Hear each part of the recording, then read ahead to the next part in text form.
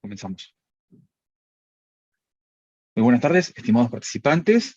Los saludamos desde el Ministerio de Salud, desde la Dirección de Infosalud, de la Dirección General de Telesalud, Referencia y Urgencias. Bienvenidos a la telecapacitación, manifestaciones tempranas de los trastornos del neurodesarrollo. Estará a cargo de la doctora María Luisa Stiglitz Watson, neuróloga pediatra del Hospital San Bartolomé del Ministerio de Salud. Los invitamos a realizar sus preguntas a través del chat de Zoom, como desde el canal de YouTube, Telesalud Minsa Telecapacitaciones, donde estamos transmitiendo en vivo. Doctora María Luisa Stiglitz, es un gran honor tenerla con nosotros. Bienvenida. Adelante.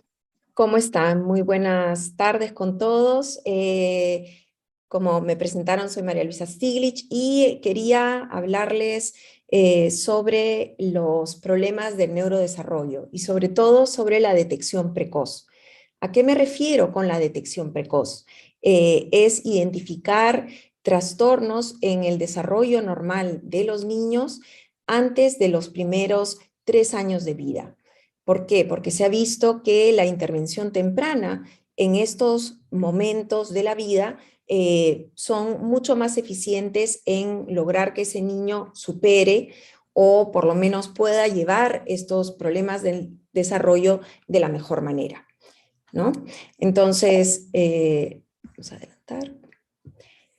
Esto es más o menos qué voy a hacer. Voy a hablar un poco de definiciones, voy a hablar un poquito de epidemiología, cuál es nuestra aproximación diagnóstica, identificar estos signos precoces y sobre todo me voy a concentrar en el trastorno de espectro autista, que es una condición que estamos viendo con mucha frecuencia, cada vez de manera más frecuente en la práctica de neuropediatría y sobre todo a raíz de la pandemia hemos tenido una verdadera epidemia de niños con trastornos de neurodesarrollo y con signos que impresionan estar dentro del espectro autista.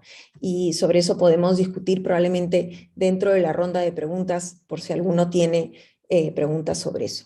Entonces, ¿qué es el neurodesarrollo? El neurodesarrollo es una combinación de factores y depende de muchas cosas. Depende evidentemente del material genético del niño. Si el niño nace con una trisomía 21 o algún tipo de trastorno genético ya descrito que se asocia a alteraciones en el neurodesarrollo, es evidente que ya de saque ese niño podemos predecir que va a tener problemas.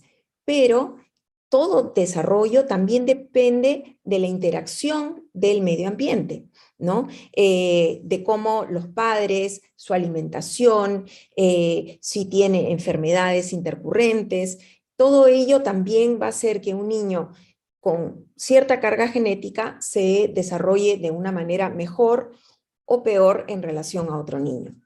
Todo esto afecta a la maduración cerebral y finalmente lo que nos interesa es entender cómo el paciente adquiere ciertas funciones superiores y que finalmente hacen que la persona llegue a ser la persona que es en forma adulta, ¿no? Esa es la formación de la personalidad. Entonces, cuando hablamos de retraso del neurodesarrollo, estamos hablando a un retraso significativo en adquirir hitos propios del desarrollo de esa edad. Y esto puede ser en más de un área del desarrollo. Cuando hablamos de desarrollo motor, hablamos de lenguaje, del desarrollo cognitivo y del desarrollo social. Y entonces, un retraso del desarrollo psicomotor puede ser de solamente un área específica, digamos el área motora gruesa y fina, o puede estar exclusivamente centrada en el lenguaje, o puede comprender la cognición. Normalmente cuando el retraso también afecta la cognición, vemos que se comienzan a afectar no solamente el lenguaje, sino también cómo socializa esa persona y cómo lleva a cabo su vida diaria, ¿no? Este retraso del desarrollo puede manifestarse de una manera transitoria o ser sostenida. Entonces, un niño que nace y tiene retraso del desarrollo en los primeros años de vida, conforme va pasando el tiempo, si esto se sostiene en el tiempo, este niño en el tiempo decimos que tiene retraso mental o discapacidad intelectual, ¿no? Y normalmente ya hablamos de discapacidad intelectual alrededor de los 5 años de vida. Niños que tienen un retraso sostenido tienen un mayor riesgo de desarrollar, conforme son pequeñitos y finalmente ingresan al colegio, desarrollar dificultades de aprendizaje. Estos niños habitualmente son aquellos que tienen problemas de conducta y para todos ustedes que trabajan y ven a niños se van a dar cuenta lo que ha pasado a raíz de la pandemia, ¿no? Que todos los niños que no han logrado tener una escolaridad correcta, están teniendo en muchos casos problemas de conducta y para aprender en el colegio. Esto también puede acompañarse de trastornos emocionales y de discapacidades funcionales a largo plazo, ¿no? Y lo que sí se sabe, y por esto es la importancia de la charla, es que la identificación temprana de todos estos retrasos del neurodesarrollo mejoran si los identificamos e intervenimos de manera temprana, ¿no? Entonces, ¿qué tipos de trastornos del neurodesarrollo tenemos? Podemos hablar de retrasos del desarrollo que son de índole puramente motor. Entonces, podría ser que el niño ha heredado una enfermedad del músculo, ¿no? Por ejemplo, la distrofia muscular de Duchenne. Y entonces este niño va a tener problemas con su marcha, ¿no? O podría haber heredado una atrofia muscular espinal, por ejemplo, ¿no? Y entonces este niño desde muy pequeñito no logra los hitos normales del desarrollo motor. Esto hay que diferenciarlo de otros niños que también tienen retrasos del punto de vista motor, como son aquellos niños con parálisis cerebral, que son niños que han tenido una lesión a nivel del sistema nervioso central que ha hecho que su cerebro inmaduro no les permita tener el desarrollo motor adecuado. Y esto puede manifestarse como cuadriparesia, como ataxia, como diplejía espástica, que es una condición que vemos habitualmente en prematuros, o puede manifestarse como una hemiplegia. Hay enfermedades genéticas que también se asocian a problemas puramente motores. No todos son solamente motores, pero digamos que algunos solamente afectan un área del desarrollo o podrían involucrar a más cosas. Después tenemos aquí abajo los pacientes que tienen retraso de lenguaje. Y este retraso de lenguaje puede ser un retraso de lenguaje expresivo, es decir, ese niño es el que se demora en hablar, ¿no? Pero en el tiempo finalmente tiene un desarrollo de lenguaje y aprendizaje adecuado, o ser algo más severo como los trastornos específicos del lenguaje, donde a veces no solamente está alterada la expresión del lenguaje, sino que estamos hablando de que va a haber afección también de la comprensión del lenguaje. Cuando es retraso del lenguaje puro, a pesar de que el niño tenga problemas para hablar, eso no significa que tenga un retraso cognitivo. Pasamos aquí a deficiencias sensoriales, y eso es más evidente, ¿no? Un niño que no ve o un niño que no escucha es un niño que tiene una discapacidad. Y la intervención precoz en estos casos para poder intervenir con terapia lo antes posible es lo fundamental. Cuando hablamos de retraso del desarrollo global, ahí estamos diciendo que por lo menos 2 áreas del desarrollo, es decir, el lenguaje y el desarrollo motor, están marcadamente alterados, ¿no? Normalmente tienen varias áreas del desarrollo alterados y podemos tener hasta los 3 años hablamos de retraso global del desarrollo, a veces hasta los 5 años, ¿verdad? De retraso global del desarrollo, y a partir de los 5 años, cuando esto ha sido algo sostenido, o incluso si nos viene a ver un paciente por primera vez, ¿no? Y tiene 5 años, y le preguntamos cómo se llama, y con la justa puede decir su nombre, y no sabe con quién está, y tiene problemas para caminar. Entonces, ahí estamos hablando de que hay discapacidad intelectual, ¿no? Y esto podría ser que la persona ha nacido, por ejemplo, con una malformación cerebral que se va a manifestar no solamente como parálisis cerebral, sino como algo más global, o puede deberse también a trastornos genéticos, tal como los habíamos visto en las enfermedades motoras, ¿no? Y la otra cosa que representa una discapacidad es este grupo de niños que tienen problemas de funcionamiento social. A veces tienen trastornos cognitivos, a veces no. Pero en estos casos el niño no se socializa y por ende no habla, y su manera como funciona dentro de un grupo habitual es diferente y podría requerir adaptaciones, adaptaciones educativas. Y por eso es tan importante también reconocer de manera precoz a estos niños. Entonces, ¿qué han hecho los pediatras en el globo para tratar de abordar e identificar a estos niños de manera precoz, ¿no? Se han desarrollado diversas normas y programas para el tamizaje del neurodesarrollo. Entonces, ¿qué tenemos en Perú? Hace mucho tiempo se desarrolló en el Instituto Nacional de Rehabilitación el test peruano del desarrollo, y que tal vez en algún momento se lo han obsequiado, que es una página donde hay varios hitos del desarrollo, y lo que les puedo mencionar sobre este test peruano es que está un poco muy abocado al desarrollo motor, y por eso es que no, y también solamente en los primeros meses de vida, y por eso es que se ha visto que no es tan útil como solía ser cuando recién se elaboró. Después, los mexicanos han desarrollado esta escala de desarrollo infantil, que es un test gratuito que uno lo puede buscar en Google, y uno puede comenzar a hacerle seguimiento.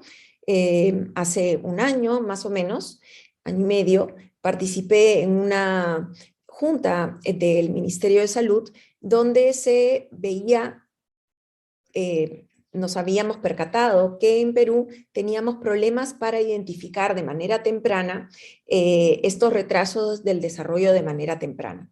Y entonces se quiso modificar la norma CRET de tal manera que pudiéramos identificar niños con trastornos del neurodesarrollo de manera más precoz. En esta reunión se decidió que se iba a utilizar a partir de ahora en los tamizajes de CRET, así que espero que esto es una norma que comience a aplicarse pronto, esta escala de desarrollo infantil mexicana. Así que se las presento para que ya la vayan revisando si es que todavía no la conocen.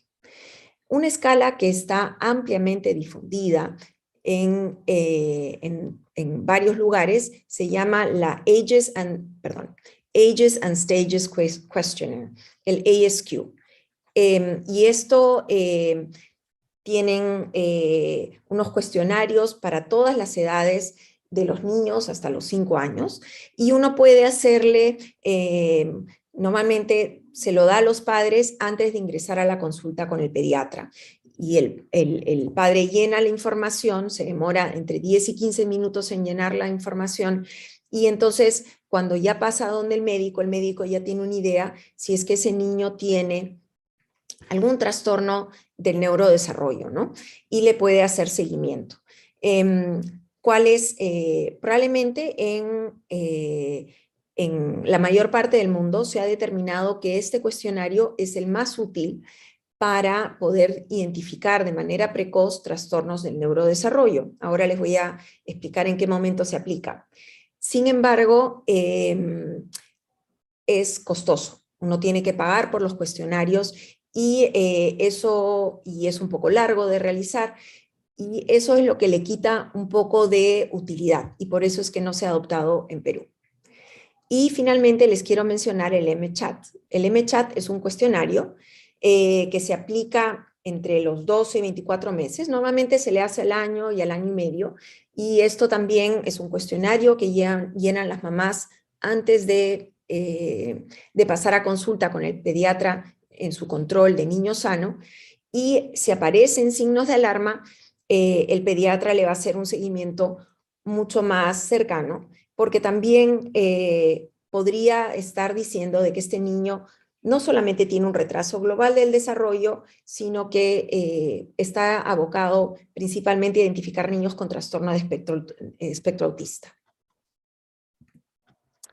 Entonces, ¿cuándo aplicamos estos tests? Entonces, lo cierto es que tenemos esta información, ustedes la pueden bajar, o la recomendación es que en los consultorios de pediatría siempre haya estos cuestionarios disponibles, ¿no?, impresos, para que ya lo puedan entregar a los padres, y siempre lo tienen. Si el padre o la madre manifiestan, estoy preocupado porque siento que no está hablando, estoy preocupado porque siento que no me está mirando tanto como yo debiera, o no lo veo interactuar con otros niños en relación a sus pares, cuando hay esta percepción, el médico estaría en la obligación de aplicar uno de estos cuestionarios.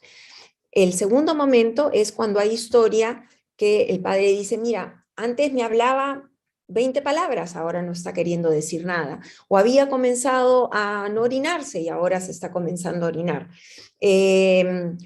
porque hay una regresión del desarrollo, ¿no? O antes caminaba muy bien y ahora se tropieza y se cae mucho. Entonces, aparte de hacer una historia para ver si hay alguna explicación mayor o mejor a esta regresión, también hay que, si es puramente del desarrollo, se debería aplicar uno de esos cuestionarios.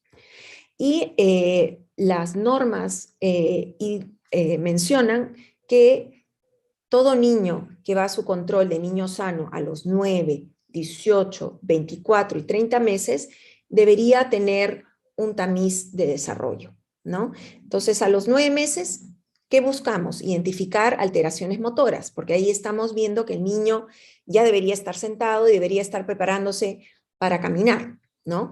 Debemos identificar alteraciones visuales y auditivas o de comunicación, porque a los 9 meses el niño ya es un personaje que está muy pendiente de lo que pasa alrededor en su entorno, ¿no? Y entonces, si esto no sucede, debería ser un signo de alarma. El uso de este cuestionario también es útil porque también nos permite educar a los padres sobre el neurodesarrollo y sobre qué adaptaciones se necesitan hacer para, o qué darles sugerencias sobre cómo poder interactuar con su niño para que no desarrollen problemas de lenguaje y de comunicación.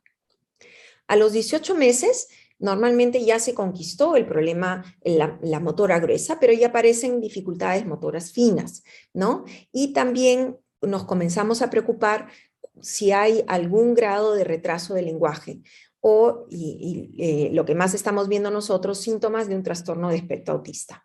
Entonces, se recomienda que a los 18 meses a todos los niños se les haga un M-Chat.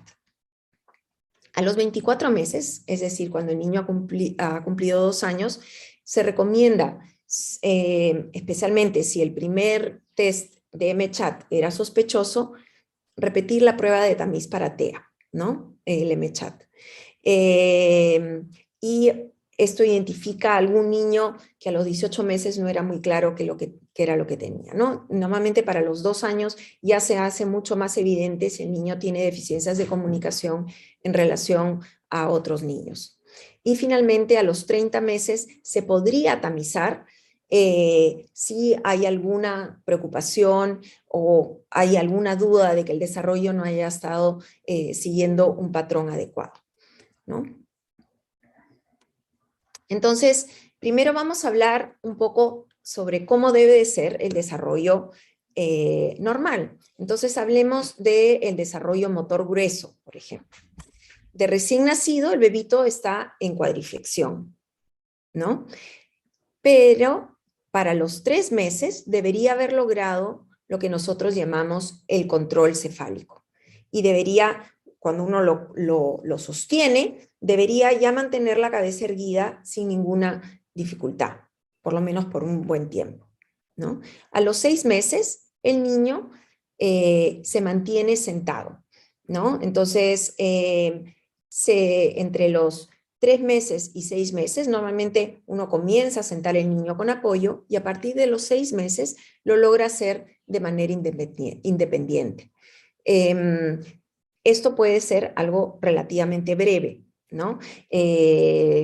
A veces el niño uno lo sienta y se queda un ratito y como a los pocos segundos ya se está tambaleando a uno de los costados, ¿no?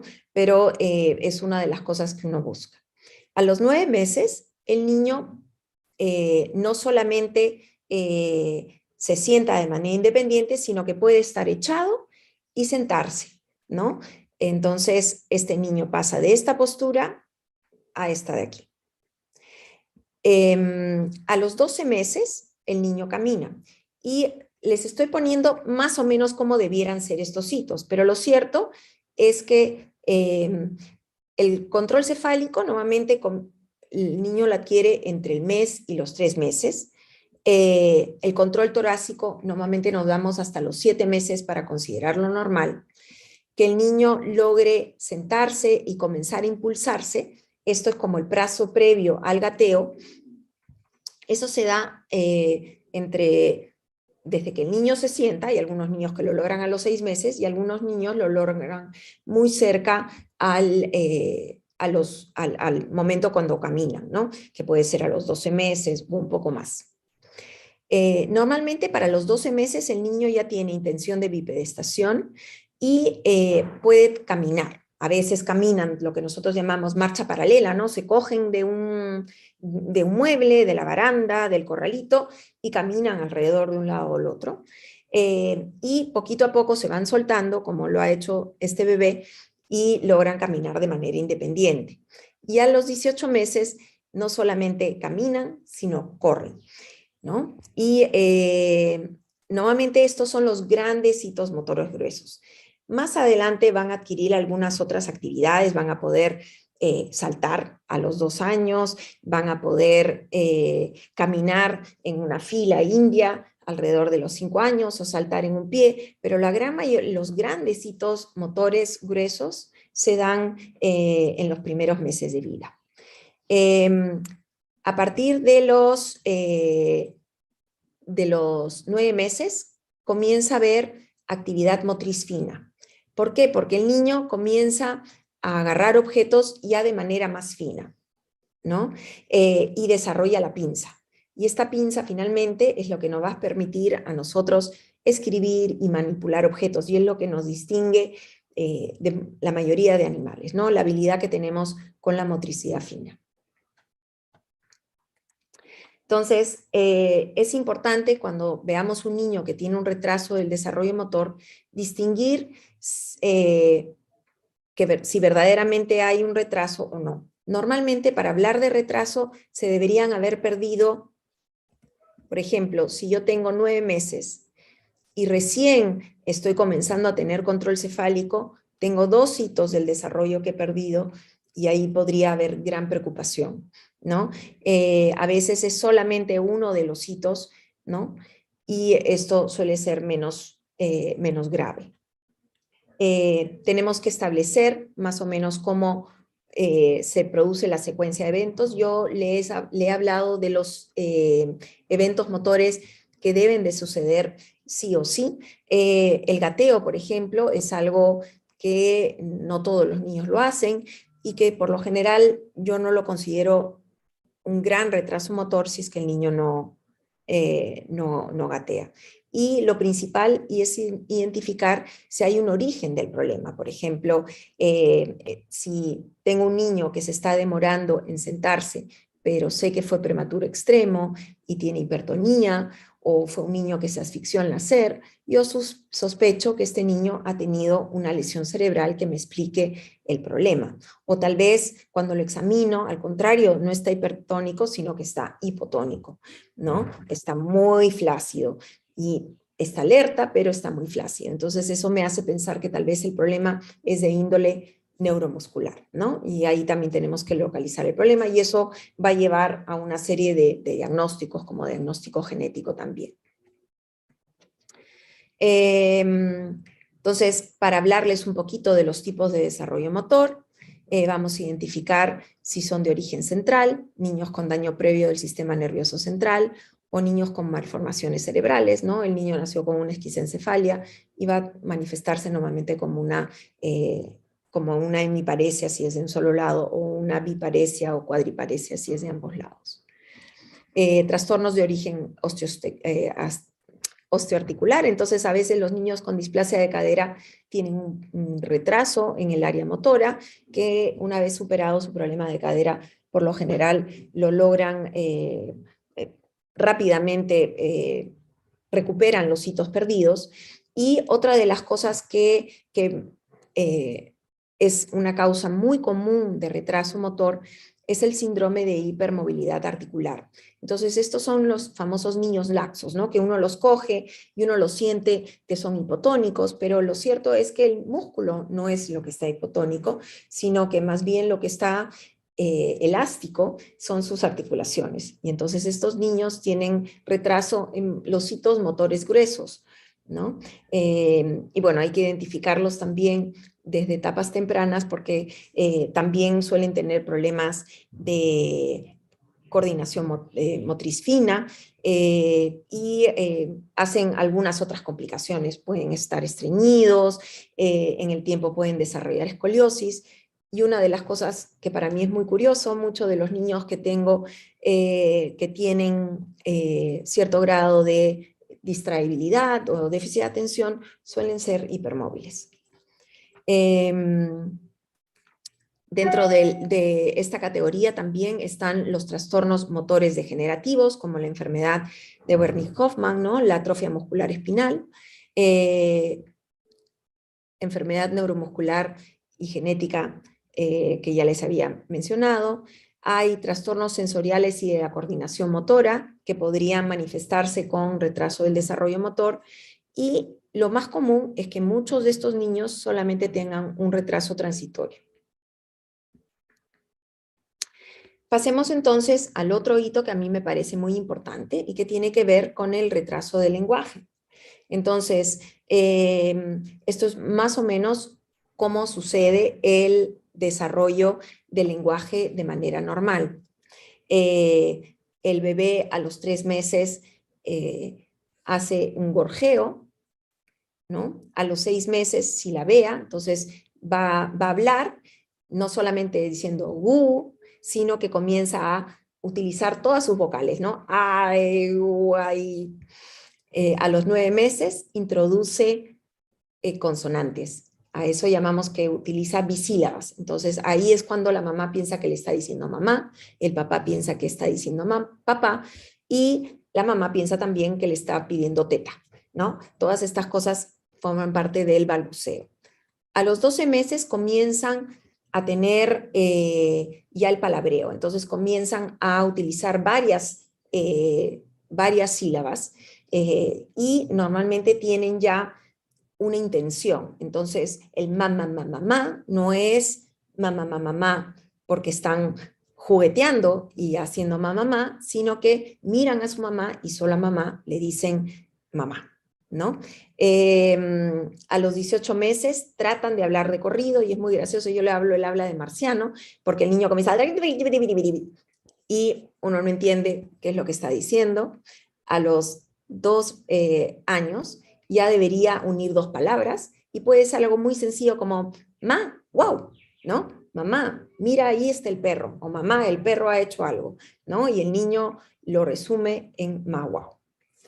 Y a los 30 meses ya comienza a decir por lo menos 3 oraciones, normalmente ya incorpora un verbo y se van incorporando otros elementos del lenguaje pragmático.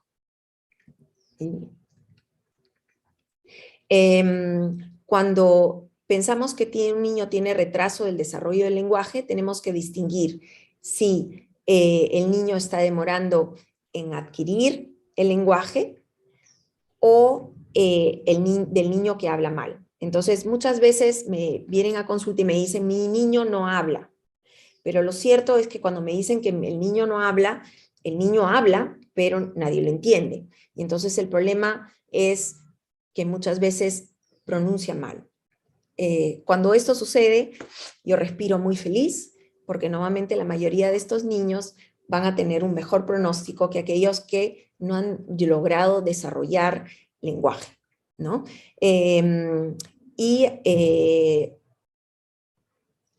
Lo que más nos preocupa siempre es cuando hay regresión. Entonces, si teníamos un niño que estaba hablando y que deja de hablar, de hecho, amerita toda una investigación especializada, ¿ya? La otra cosa que me preocupa es cuando un niño está demorando en hablar, me trato de enfocar si ese niño está solamente no hablando, pero se comunica de otras maneras, o si todo su lenguaje está lento, ¿no? Como que no hay intención de hablar. Y cuando hablemos sobre autismo, vamos a hablar un poquito sobre eso. Aquí tenemos una bebita con una deficiencia auditiva y a quien se le ha puesto un implante coclear. Las deficiencias sensoriales, visual y auditiva, también requieren una alta sospecha clínica, sobre todo lo que tiene que ver con la deficiencia auditiva. Lo ideal es que todos nuestros niños pasen un tamiz, tanto auditivo como visual. Yo tengo la suerte que mi hospital ha sido pionero en el tamiz auditivo, entonces la mayoría de los niños salen de alta ya habiendo hecho emisiones autoacústicas, o si tienen algún factor de riesgo, se les ha hecho potenciales evocados auditivos, ¿no? Automatizados. Y esto es algo que es una ventaja, porque la idea es identificar a un bebito con sordera antes de los 6 meses. Porque si no se identifica en los primeros 2 años, lo cierto es que el cerebro tiene ventanas de oportunidad para el desarrollo de ciertas habilidades, ¿no? Y estas ventanas se abren y se cierran hasta los 3 años, y una de ellas tiene que ver con el desarrollo auditivo. Si el niño no escucha igual hasta los 6 años de vida, probablemente su lenguaje nunca sea igual. Y cuando me refiero al lenguaje, va a implicar no solamente cómo habla, sino cómo escucha, cómo lee, cómo escribe, porque nunca va a lograr conformar las oraciones de la misma manera como lo hacemos aquellos que hemos estado escuchando estos primeros 2 años de vida. La sordera, sobre todo, muchas veces pasa desapercibida. Los niños a veces reaccionan no necesariamente al sonido, sino reaccionan a cuando uno a la vibración que viene con el sonido, ¿no? Entonces se cierra la puerta o alguien golpea la mesa y el niño llora y los padres dicen, no, es que mi hijo escucha. Pero lo cierto es que lo que ha pasado es que han sentido el sonido de la vibración que había con el sonido y no el sonido en sí. Y la otra cosa que muchas veces hace pasar desapercibido es que los niños con sordera pueden desarrollar gorjeo, por ejemplo, o pueden hablar incluso en los primeros meses de vida, porque esto es algo innato, ¿no? Entonces, el hecho de que un bebito ya esté diciendo agú no significa que no tenga sordera también de fondo. Y lo mismo cuando son más pequeñitos, a veces uno, por ejemplo, dice, vamos a ver si sigue un objeto, y entonces uno les pone una sonaja y mueve la sonaja y las pone de un lado al otro, y uno lo mueve, y lo cierto es que el bebé tal vez no vea bien el objeto, pero está haciendo seguimiento al sonido, ¿no? Entonces siempre traten, cuando están evaluando función visual y función auditiva, de separar cada una de estas intenciones por su cuenta, ¿no? Por un lado evalúan la función auditiva y por otro lado evalúan la función visual. Entonces, les voy a presentar ahora unas tablitas que me parecieron muy útiles. Hemos ido hablando un poquito sobre lo que es el desarrollo normal y anormal, pero esto me gustó porque no solamente me da lo que es el desarrollo normal, por ejemplo, tanto motor o desarrollo de también de socialización, sino que también habla de los signos de alarma. Entonces, en esta columna tenemos lo normal y en esta columna tenemos lo anormal. Entonces, voy a incidir sobre todo sobre cuáles son los signos de 0 a 3 meses que me harían preocuparme. Si yo tengo un bebé de 3 meses que no tiene seguimiento visual, eso me preocupa. Si no ha logrado desarrollar sonrisa social o esta es muy pobre, por lo menos necesito hacerle seguimiento. Un bebé que tiene irritabilidad persistente, que no se calma, que todo el rato llora, ¿no? Que no se calma ni con el pecho, ni cuando la mamá lo habla, eso es un niño que debería preocuparle, ¿no? El pulgar cautivo en mayores de 2 meses, ¿no? Recuerden que el reflejo de prensión normalmente se debe de perder hacia los 3, máximo 4 meses para que ya comiencen a coger cosas. Y si tienen el pulgar aducto, esto es un signo de persistencia de un reflejo primitivo y eso es algo que me debe de llamar la atención. Y la otra cosa es ausencia de control cefálico para los 3 meses. ¿Qué pasa en los 3 y 6 meses? El niño ya se vuelve mucho más sociable. Entonces, entre los 0 y 3 meses con la justa va a sonreír y va a reconocer la voz de su mamá y se va a quedar un poco atenta a ella. Pero a partir de los 3 a 6 meses ya comienzan a coger objetos, ya se dan cuenta y tratan de llamar la atención, dan un grito, ¿no? Para decir que los miren. Normalmente uno los llama por su nombre y ese bebé voltea, ¿no? Y entonces, ¿qué me preocuparía? Si este niño sigue sin hablar, ¿no? Tiene ausencia de gorjeo o no se relaciona de manera adecuada. Si hay persistencia de reflejos primitivos. Entonces, el reflejo tónico flexor asimétrico, nosotros llamamos la postura del espadachín, que es el reflejo tónico cervical, ¿no? Y entonces, para esta etapa ya no debería haber reflejo tónico cervical, esto es un reflejo primitivo y normalmente es un signo bastante bueno para pensar en parálisis cerebral. También me preocupa un niño que no quiera coger objetos, no quiere interactuar con nada de lo que uno le da entre los 5 y 6 meses, ¿no?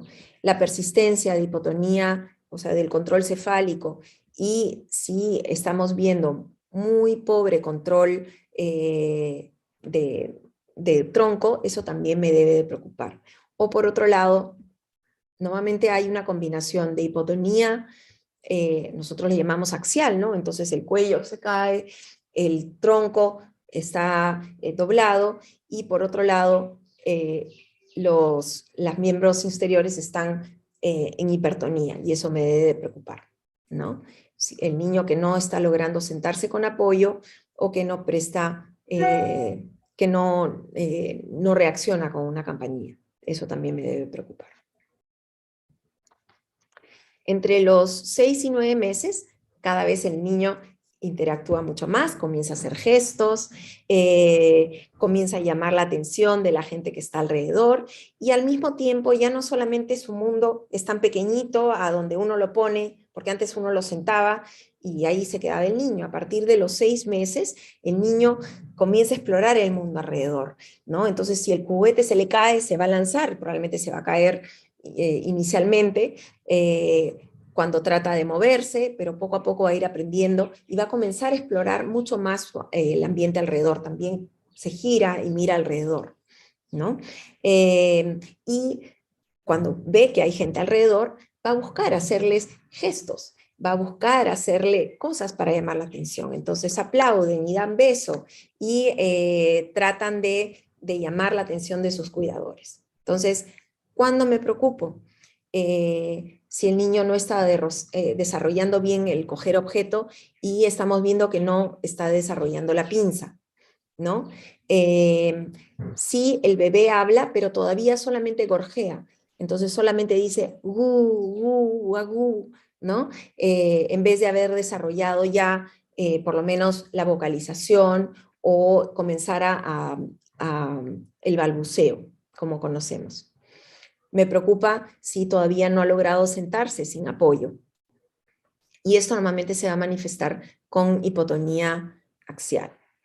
Y que persista este hallazgo de espasticidad de miembros inferiores también me debe de llamar la atención. Y en estos casos son niños que están rígidos y entonces uno los trata de sentar y no lo podemos sentar porque las extremidades están rígidas, ¿no? Entre los 9 y 12 meses, el niño ya comienza a darse cuenta que tiene una función en la familia y que puede comenzar a comandar lo que necesita. Entonces comienza a pedir señalando ya comienza a desarrollar un lenguaje más especial, ya comienza a manipular bien los objetos, comienza a encajar, por ejemplo, se mueve mucho mejor, ¿no? Todavía probablemente no va a querer pintar, pero ya manipula mejor las cosas. Entonces, ¿cuándo me preocupa? Si este niño persiste manipulando cosas, pero de una manera torpe, ¿no? O tiene movimientos que son involuntarios, ¿no? Si entre los 9 y 12 meses no ha desarrollado ningún tipo de lenguaje o no repite sonidos que oye, ¿no? Se sigue sin relacionar de manera adecuada. Si no está tratando de pararse y la persistencia de reflejos anormales, les había dicho el reflejo tónico cervical, el de Moro, la prensión palmar y plantar, que son todos reflejos primitivos, siempre nos deben de preocupar. Y a los 18 meses, el niño ya comienza a hacer cosas con sus juguetes, ¿no? Comienza a pilar, hace torres, incluso, por ejemplo, yo le doy un peine y vas a ver que el peine es para peinarse.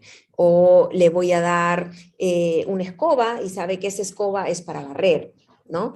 Y está atento de lo que pasa alrededor y tiene esa imitación, ¿no? Entonces me preocuparía si el niño no construye torre con cubos, no nombre o señala objetos, o por lo menos yo me preocupo porque a veces hay un retraso de lenguaje, pero yo le digo, ¿dónde está el perro? Y inmediatamente voltea y sigue con la mirada y uno tiene esta sensación de que el niño efectivamente ha entendido lo que uno le ha dicho, ¿no?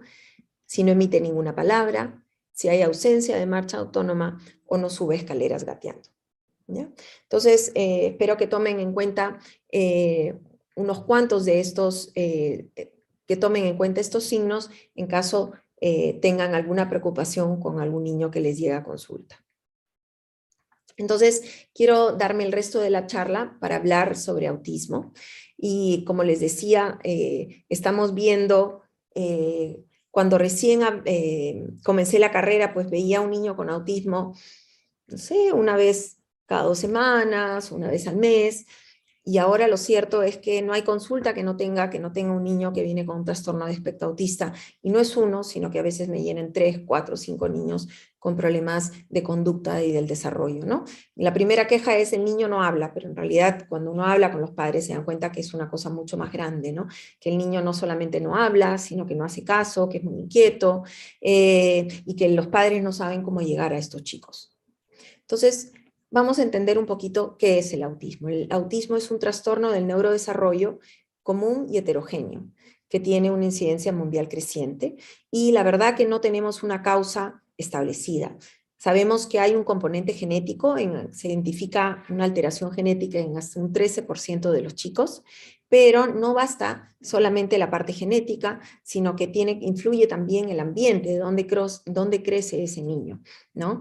Y por ejemplo, sabemos que un niño que fue prematuro extremo, tiene un alto riesgo de desarrollar autismo a largo plazo.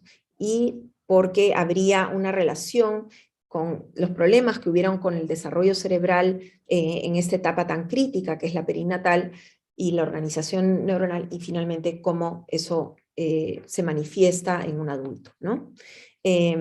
Bueno, siempre insisto que la intervención temprana es lo que podría mejorar muchos de estos síntomas.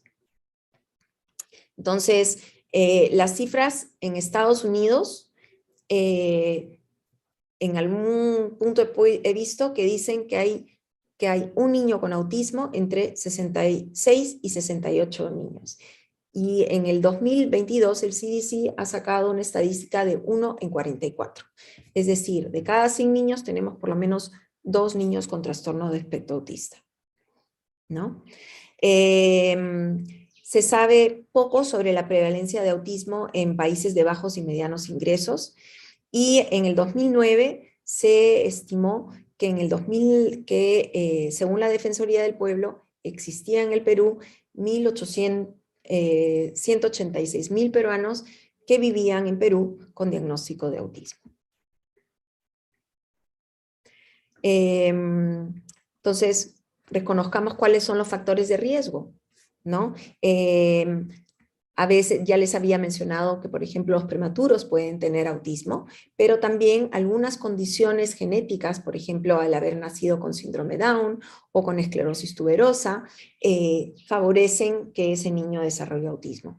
Es más prevalente en el sexo masculino y también más prevalente cuando hay historia familiar de trastorno de espectro autista. La incidencia entre gemelos entre hermanos es 5%. Entre gemelos, o sea, entre mellizos, es alrededor de 30%. Y entre gemelos, hasta 50% de TEA.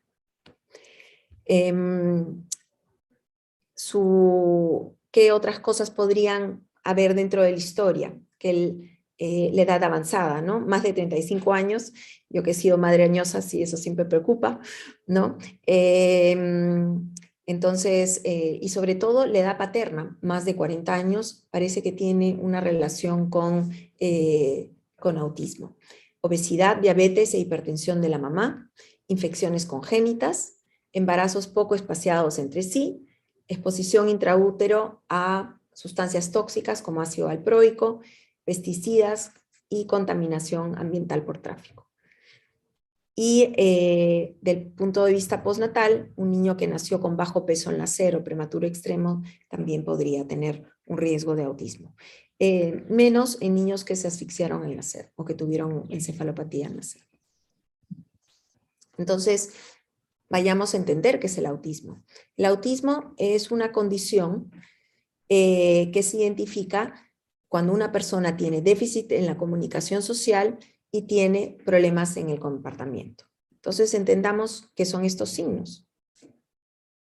Entonces esto es en base al DSM-5. Deficiencias persistentes en la comunicación e interacción social se manifiestan por un retraso en el desarrollo del lenguaje y de socialización. Y estos niños también tienen patrones restrictivos y repetitivos de comportamiento. Entonces, ¿qué vamos a notar que tienen estos niños? Que tienen algunas conductas repetitivas. Entonces, ahí es cuando vemos que tienen el aleteo, o niños que caminan en punta de pies, o niños que todo el rato se mueven en círculos, o niños que juegan con alguna cosa de manera muy repetitiva, ¿no? Y tienen intereses restringidos. Entonces, puede ser desde que solamente juega con este juguete, o a veces tienen solamente, por ejemplo, caminan en todos lados con una pita, por ejemplo, pero no es para jugar, sino porque la tienen que tener en la mano, ¿no? O a los niños solamente les gusta hablar de los dinosaurios y no quieren hablar de nada más, solo de dinosaurios. Entonces uno les quiere cambiar el tema y regresa siempre a los dinosaurios. Estos son los criterios que hizo el DSM-5 en el 2013. para que simplemente entiendan lo que les había dicho. Entonces los niños tienen que tener estos problemas en la comunicación social y en la interacción social, y patrones repetitivos y restringidos de la conducta. Estos síntomas tienen que estar presentes desde la primera infancia, pero a veces no se manifiestan de manera tan evidente, ¿no? A veces recién tenemos algunos niños que diagnosticamos de autismo a los 7, 8 años, que de alguna manera han sabido compensar, nuevamente porque son muy hábiles, muy inteligentes, son mucho más tranquilos, ¿no? Todos estos síntomas en conjunto limitan y perjudican el funcionamiento diario, ¿ya? Y aquí es solamente para que sepan que los pueden buscar. No voy a hacer mucho hincapié en cada una de las cosas. ¿Y cuál es el problema que tenemos con el autismo? Que no existen biomarcadores, ¿no? El diagnóstico lo tenemos que hacer en base a un diagnóstico conductual. Lo principal en el diagnóstico precoz es reconocer a los pacientes antes de los 3 años de vida, porque esto les permite ingresar de manera más temprana a estos programas de intervención temprana, y la necesidad de hacerlo antes de los 3 años, les sabía que había ventanas de oportunidad, que el mayor beneficio de estos programas se dan aprovechando la plasticidad cerebral de los primeros 3 años. La mayoría de niños que vemos en consultorio se diagnostica pasada esta ventana, a los 4 años, porque recién comienzan a ir al colegio a los 3 años y hasta que buscan ayuda, recién llegan donde el neuropediatra a los 4, ¿no? Entonces lo que queremos con esta charla es que estos niños lleguen antes a consulta. ¿Qué cosas dificultan el diagnóstico? Que un niño con autismo no es igual a otro, y porque no es una enfermedad, ¿no? Normalmente es una condición, y las manifestaciones en cada persona son individuales, ¿no?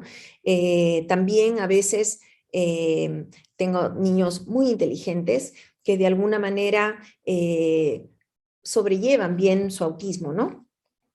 Y por otro lado, hay niños que tienen también dificultades cognitivas, ¿no? Entonces a veces lo que prima cuando son más chiquitos es el retraso cognitivo. Y después nos damos cuenta que tenían también rasgos de autismo. A veces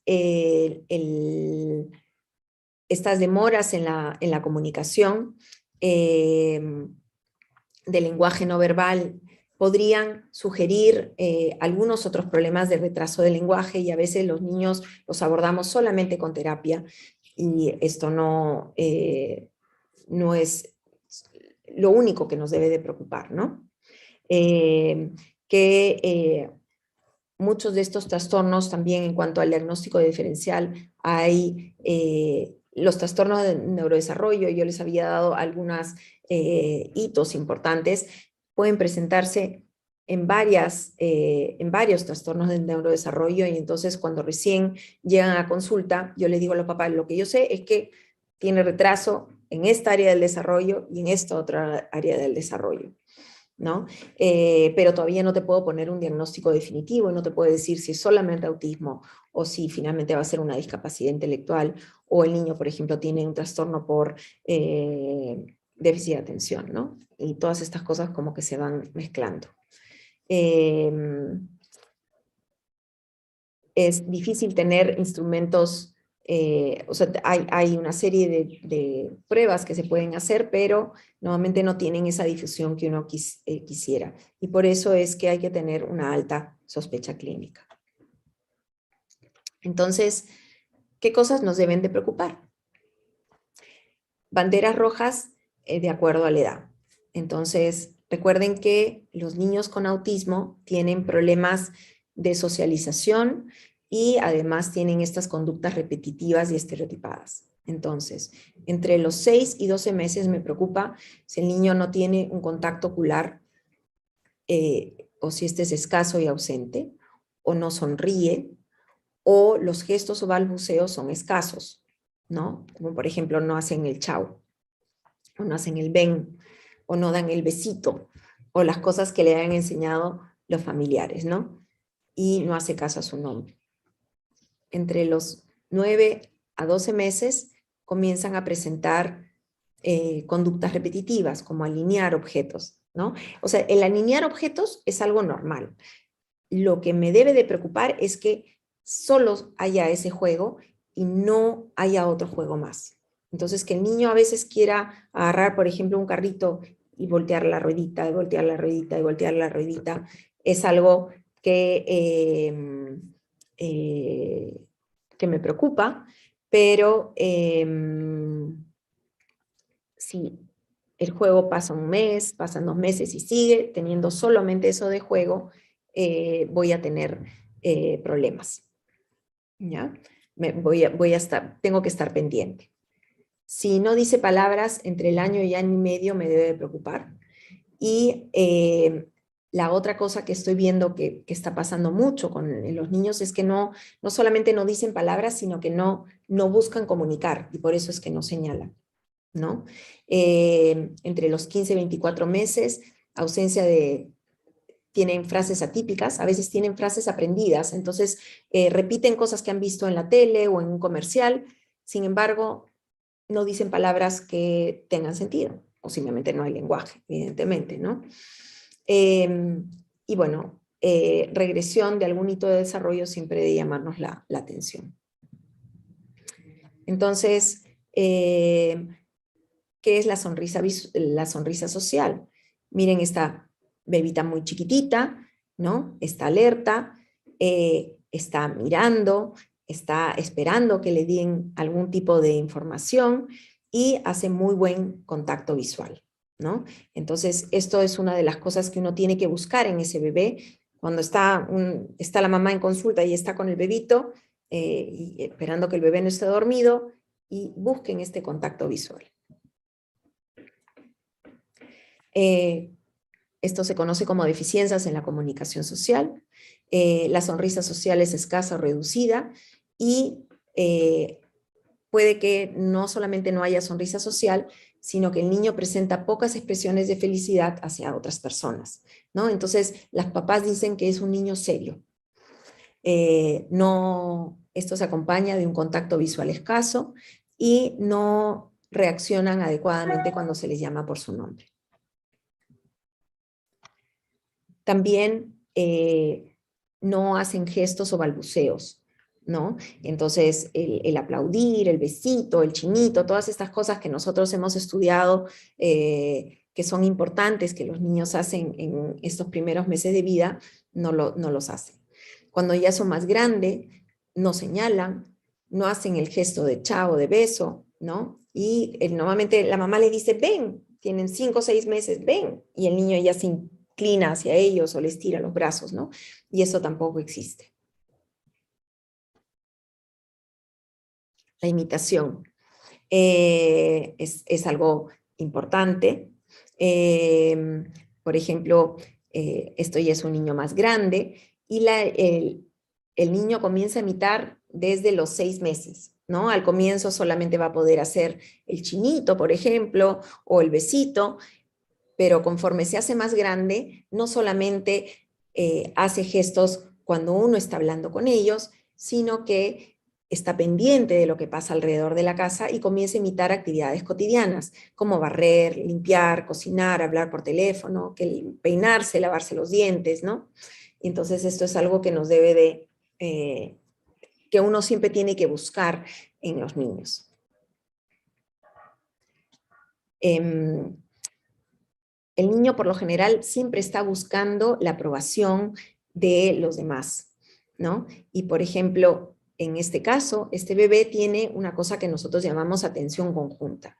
Trae algo que le llama la atención y busca compartirlo con quien está a su alrededor. Entonces les va a traer un juguete para que jueguen juntos, o les va a traer un libro, o tal vez va a encontrar una piedrita en el parque y se los va a traer para mostrar, ¿no? O qué otra forma entendemos la atención conjunta. La mamá dice, mira, ahí está el avión en el cielo, ¿no? Y uno señala y el niño sigue a lo que está apuntando la mamá, ¿no? Entonces uno siente que hay una interacción entre los dos.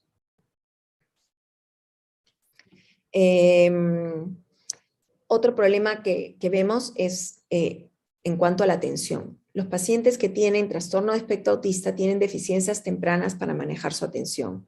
Y hay de dos tipos. Hay los hipoalertas, ¿no? Entonces, que todo le pasa, uno les muestra, les enseña y no sé qué, y el niño como que no presta atención y de repente se va.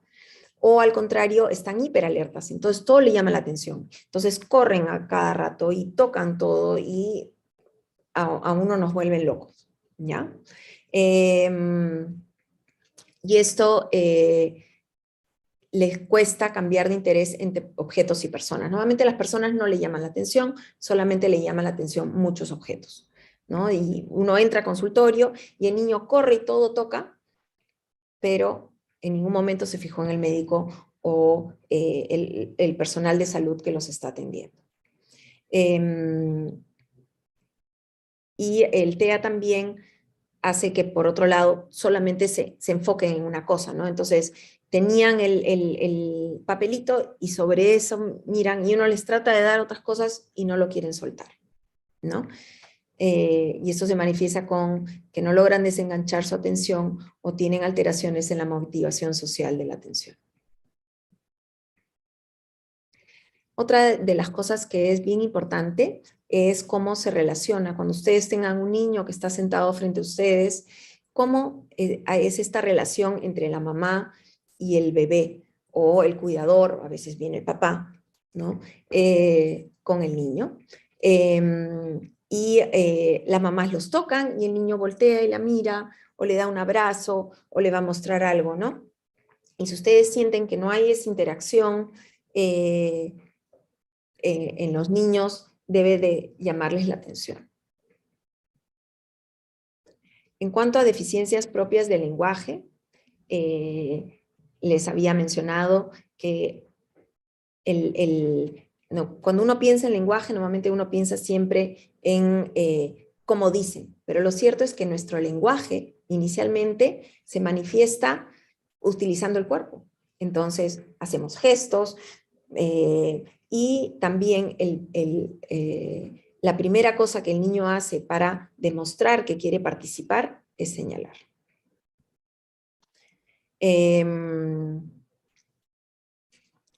lenguaje en niños con autismo no solamente a veces no existe, sino que es un lenguaje raro, a base de gruñidos o chillidos o sonidos que no tienen sentido, ¿no? A los 2 años no logran formar oraciones, tal vez dicen mamá, papá por ahí, pero no logran unir 2 palabras. Tienen una respuesta disminuida a la voz, tienen pobres habilidades en el lenguaje receptivo y no entienden órdenes, y pueden expresar emoción en un tono que no es lo normal. Y la otra cosa es lo que les dije, el lenguaje es verbal y no verbal, y en niños con autismo no señalan, o por ejemplo, uno le dice, ¿quieres eso? Y el niño dice, no, no. No necesita decir no, pero ya nos dijo no porque nos hizo el gesto de no. O a veces nos dicen sí, o a veces dices ven, ¿no? Y ninguno de estos gestos desarrollan estos niños. Tampoco comparten sonidos, sonrisas o expresiones faciales. Y si hay vocabulario, este es estereotipado. Entonces uno les dice, hola, ¿cómo te llamas? Y ellos te dicen, ¿cómo te llamas? ¿No? ¿Cuántos años tienes? ¿Cuántos años tienes? Te repiten, ¿no? O a veces me ha pasado que he tenido niños que me venían y la mamá no sentía que había retraso del lenguaje. Y entonces el niño estaba cantando, y durante toda la consulta lo único que hacía era hablar.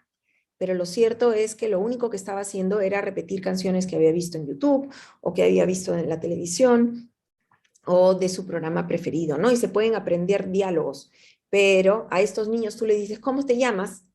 O quién es ella para que te diga mamá y no saben cómo decir, ¿ya? También el lenguaje está limitado a temas de interés. Entonces van a tener mucho vocabulario en las cosas que les gusta, se van a saber todas las banderas, por ejemplo. Un paciente que yo conocía le gustaba las recetas. Entonces te podía recitar toda una receta de cocina, pero no podía pedir quiero agua, ¿no? Tienen expresiones que son escritas e idiosincráticas, ¿no? Y entonces, por ejemplo, te cuentan algo y dicen, es muy gracioso, pero saben, han aprendido que ese chiste debería causar risa en la gente que está alrededor, pero no entienden, ellos no comparten esa risa, ¿no? Y entonces no tiene relación su expresión facial con lo que están diciendo.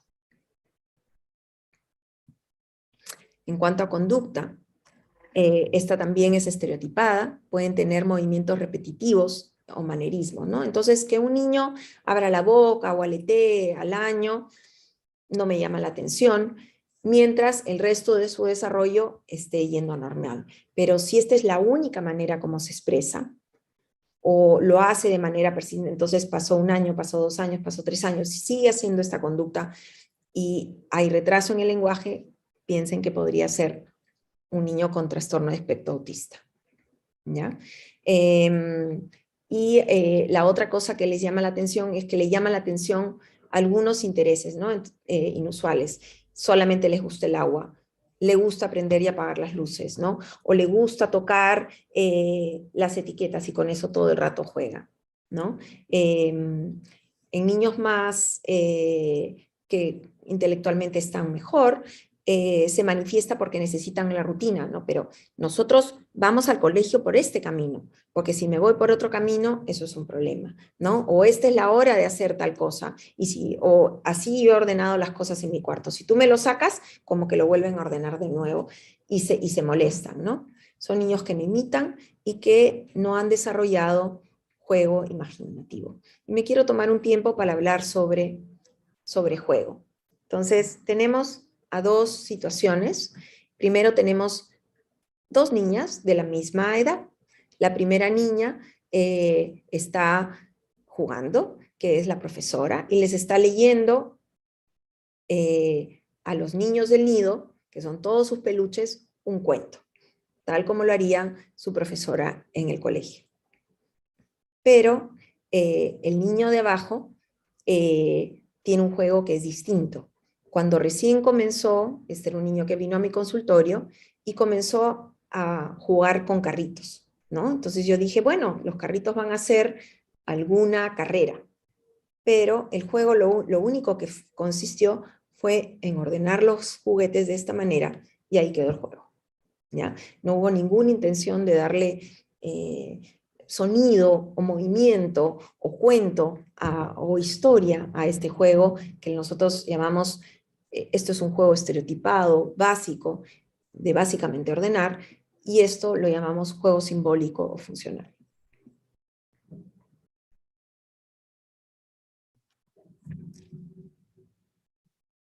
Otros aspectos importantes del juego, normalmente los niños que están dentro del espectro autista los van a ver que ingresan a consultorio con juguetes que suenan o que tienen canciones o que tienen luces, y lo que el niño le gusta es machucar esas luces y hacer y apretar o encajar, y eso es lo que juega, ¿no? El juego suele ser inusual, entonces claro, yo les digo, ok, tengo un niño, le digo, ¿cómo juegas tú? ¿Con qué juega tu hijo? Y entonces me dicen, juega con carritos. Perfecto, tiene 2 años, está jugando con carritos. ¿Y qué hace con el carrito? Lo chupa, lo huele, lo balancea. Ya en 2 años no debes de hacer eso, ¿no? O tal vez juega a prenderlo y apagarlo, o a girar las ruedas, o enrollar las cintas, o abrir el caño de agua, ¿no? Entonces no es un juego que yo ya esperaría para un niño de 2 años, ¿no? No es infrecuente que apilen, ordenen, saquen y regresen a su lugar los juguetes.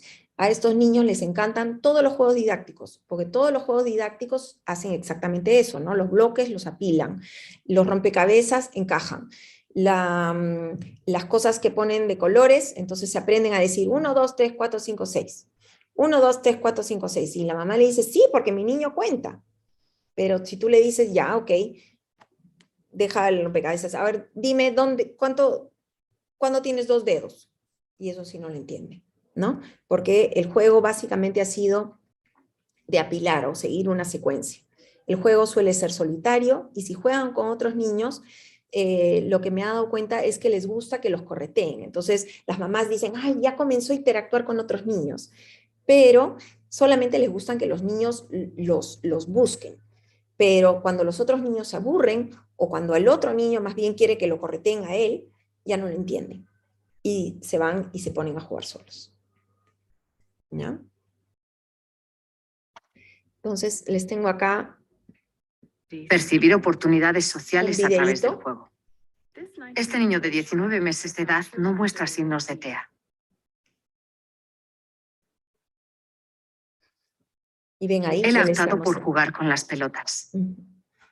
Rápidamente integra a la examinadora en su juego. Imagina que las pelotas son alimentos y ofrece un bocado a la examinadora.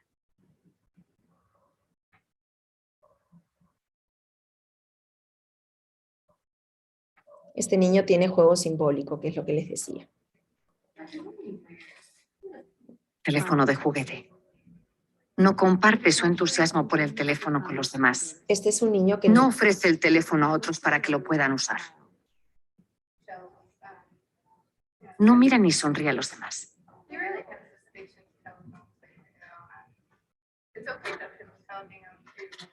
y este niño es una conducta que nos debe de preocupar, ¿no?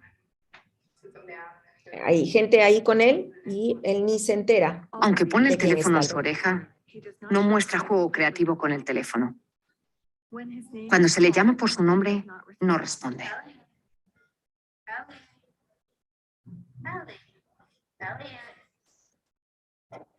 No ofrece el teléfono a otros para que lo puedan usar. Su madre intenta distraer su atención del teléfono. Tampoco mira a la mamá. Y si se dan cuenta, ni siquiera le gusta el cariño de la mamá.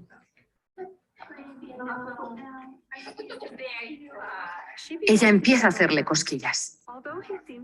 A pesar de que parece disfrutar de las cosquillas, el niño no mira a su madre, ni hace ningún contacto.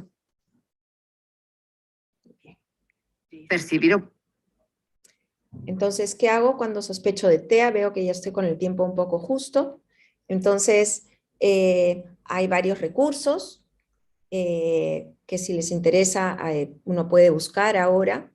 Es importante tener en claro todos estos signos y a veces es necesario volver a citar al paciente para estar seguros de que esto es algo, si algo nos preocupa, háganle una de estas pruebas estandarizadas, vuélvanlo a citar a control de manera precoz, no digan, no se preocupe, esto ya se va a resolver y no lo vuelven a ver en un tiempo, ¿no?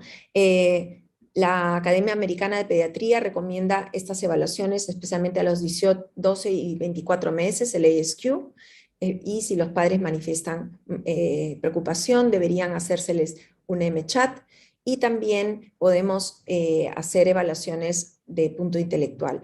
Hay escalas específicas para autismo, que son estas de aquí, pero que lamentablemente en el país solamente se hacen en algunos centros específicos, es caro y largo, no es una evaluación rápida. Este es el MCHAT, que si ustedes en algún momento lo necesitan, yo les puedo pasar, uno lo puede imprimir y tener en su consultorio, y este es el puntaje, ¿no? Si estamos hablando de menos de 2, el niño no tendría riesgo de autismo, mediano riesgo de 3 a 7, o de alto riesgo si es hasta todas las respuestas, ¿no? Esto ya les había mencionado que había cosas propias de autismo.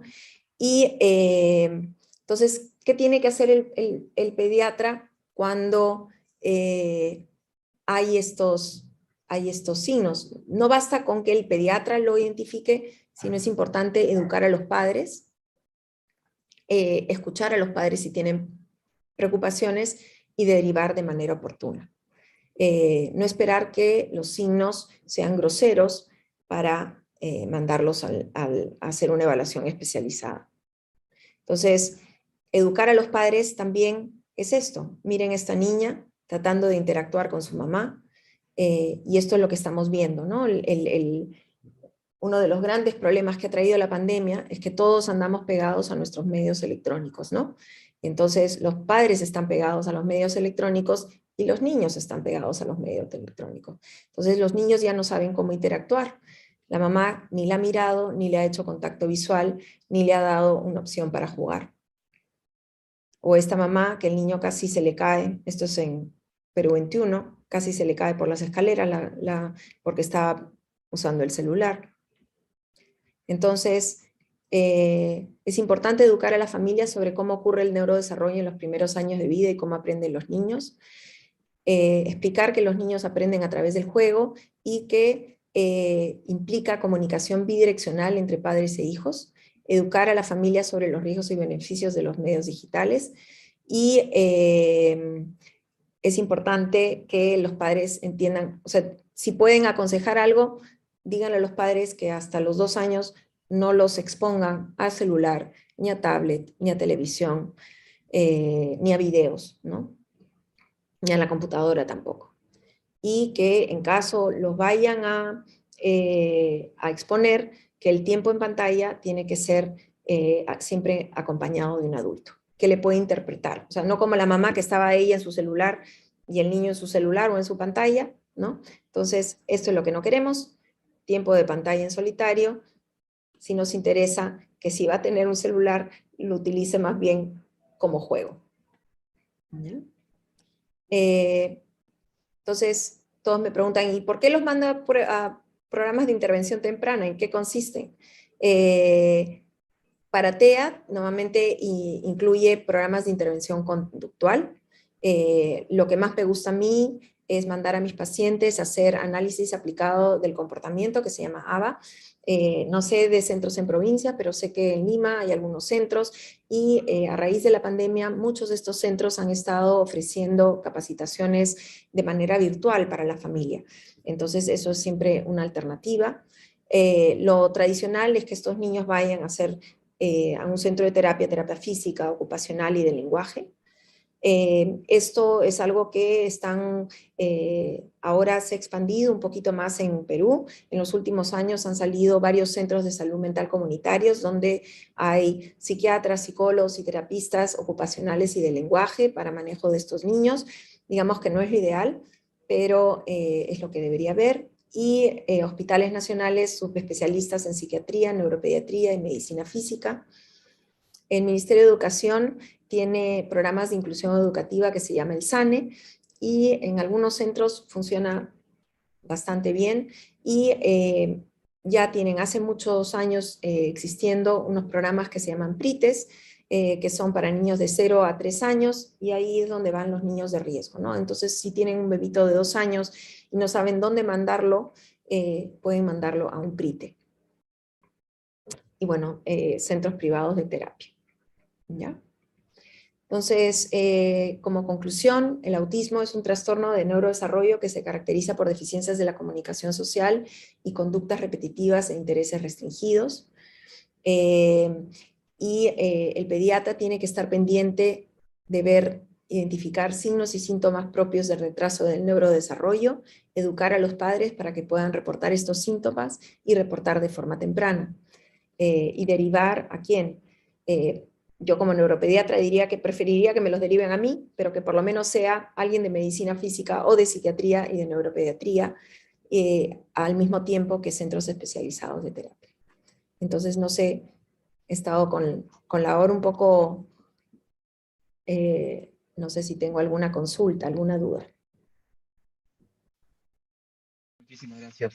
Felicitaciones, doctora María Luisa Stiglitz, especialista en neuropediatría del Hospital San Bartolomé del Ministerio de Salud. Otras están agradeciendo en el chat, muy completa la exposición. Y una de las preguntas, ya la mayoría de usted ya la ha respondido, nos preguntan con respecto a la diferencia entre la intervención antes de los 3 años, luego de los 4 años, ¿cuál es la diferencia entre una intervención oportuna y una ya más tardía? Bueno, lo que les quería mencionar es, ya lo he repetido a lo largo de la charla, hay ventanas de oportunidad. El cerebro es distinto, la plasticidad cerebral es diferente en los primeros 3 años de vida que después. Entonces, todo lo que hacemos antes de los primeros 3 años va a tener un efecto mucho más profundo. Y las terapias se adaptan para eso. O sea, a un niño puede hacer una terapia ocupacional a los 2 años y a los 3 años, no va a ser la misma que a los 4 años porque vamos a necesitar que aprenda otras cosas, o la función, una va más enfocada a temas del colegio y lo otro va más enfocado a hacerle tal vez un contacto más sensorial o actividad motriz fina más sencilla. Entonces hay cosas propias, son distintas un poco por la edad y también porque si, para mí lo fundamental es que cuando intervenimos de manera más precoz tenemos mayor chance de que este niño esperemos vaya superando esas deficiencias y se pueda incorporar de mejor manera a su colegio, ¿no? A lo que le corresponde, a su vida dentro de su familia, de su ambiente, de su colegio, de todo lo que tiene que hacer, ¿no? Muchísimas gracias, doctora María Luisa Stiglitz. Doctora, algunas recomendaciones finales, principalmente para el personal de salud del primer nivel de atención. Entonces, yo los exhorto a estar pendientes. Yo sé que todos andamos con mucho trabajo y es difícil a veces identificar a estos niños. Número 1, siempre escuchen a sus mamás. Si la mamá tiene una preocupación, muchas mamás están leyendo ahora al respecto y están pendientes, ¿no? Preocúpense si llega el niño a consultorio y lo primero que es que se lo sientan y le chantan el celular para que la mamá pueda hablar con él, mientras le hacen la consulta, pregunten cuánto tiempo está viendo pantalla ese niñito y de esa manera vean cómo interactúa la mamá mientras están haciendo el peso, talla y hablando un poco de la alimentación. Y si hay cualquier preocupación, cítenlos de manera precoz, y si hay ya mucha duda porque ya identifican claros retrasos del desarrollo, no duden en derivarlo. A nosotros, yo prefiero recibir pacientes y decirles qué suerte, estás bien, a no recibir un paciente o recibirlo de manera tardía. Entonces, nunca hay una mala derivación. Que no tengan miedo de derivarnos. Gracias. Felicitaciones nuevamente, doctora María Luisa Stiglitz. La esperamos en próximas telecapacitaciones. Un gran saludo para usted y todo su equipo del Hospital San Bartolomé del Ministerio de Salud. Hasta la próxima. Muchas gracias. Gracias, hasta luego. Doctora, y a todos los participantes recordarles, esta telecapacitación se encuentra disponible en el canal de YouTube Telesalud Minsa Telecapacitaciones. Los invitamos a suscribirse y compartir esta valiosa información. Muchas gracias. Buenas tardes. Buenas tardes, doctora. Gracias.